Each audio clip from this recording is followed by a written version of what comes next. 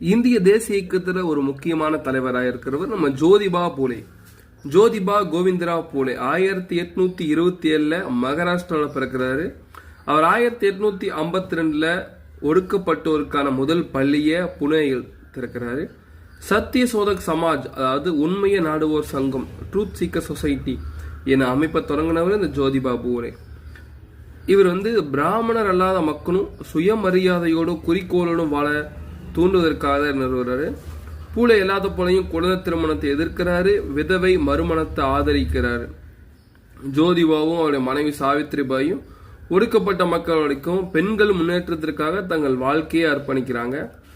ஜோதிபா பெற்றோர் இல்லாத குழந்தைகளுக்கென்று விடுதிகளையும் விதவைகளுக்கான காப்பங்களையும் உருவாக்கிறவர் இந்த ஜோதிபா பூலே. அவர் எழுதிய குலாம்கிரி, அடிமைத்தனம் அவருடைய பெரும்பாலான தீவிர கருத்துக்களை சுருக்கி கூறுகிறது. அவங்க மனைவி பேர் சாவித்ரி பாய்.